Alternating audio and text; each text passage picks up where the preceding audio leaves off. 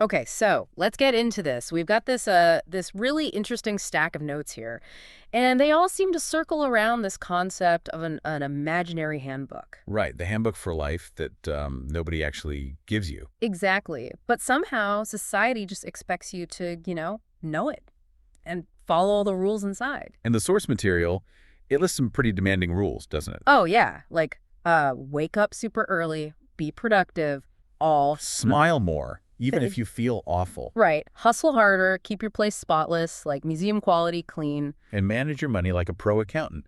Be emotionally strong.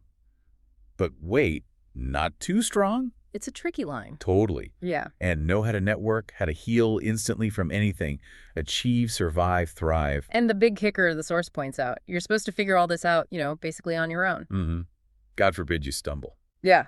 God forbid you're not an instant expert at life. Yeah. But okay, this is where it gets really interesting, and this is kind of the core of our deep dive today. A starting line, right. Exactly.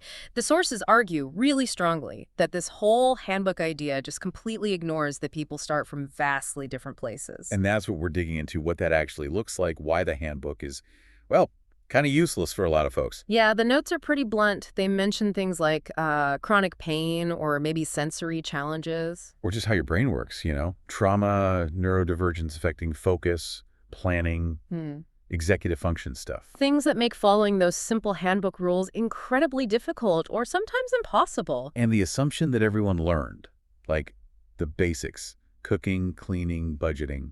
It's just not true, is it? The source says maybe nobody was around or nobody could teach them. It's not about being lazy. Or maybe they just lack the basic resources, stable internet, a car, a quiet space, enough money coming in. A support system, that's huge. The idea of a supportive family.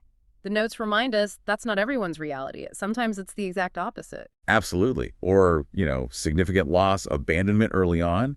That leaves a huge hole where support should be. Or just being let down by systems, by people, sometimes intentionally taken advantage of. So those things we might think are universal: walking without pain, feeling safe when you wake up, knowing you'll eat. Having someone love you no matter what. Yeah, those aren't the baseline for everyone, not even close for some. So what happens then when you can't meet the handbook's demands because of all this? Well, the sources say the world isn't usually very kind about it. No.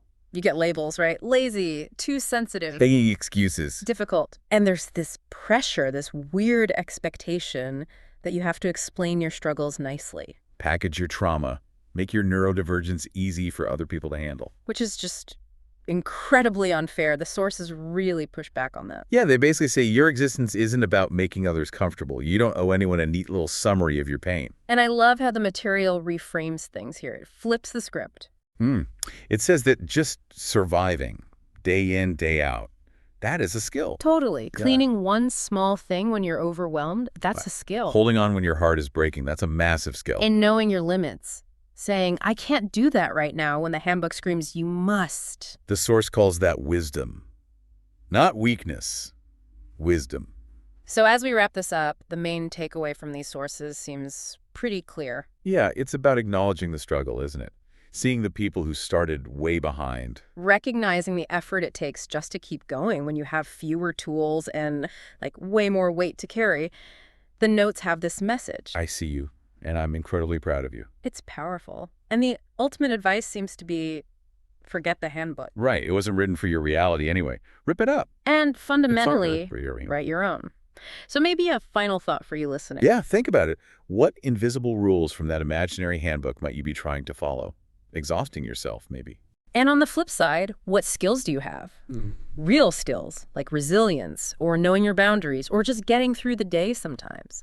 Things that aren't in that standard unwritten book. What would your own handbook, your real one, actually say?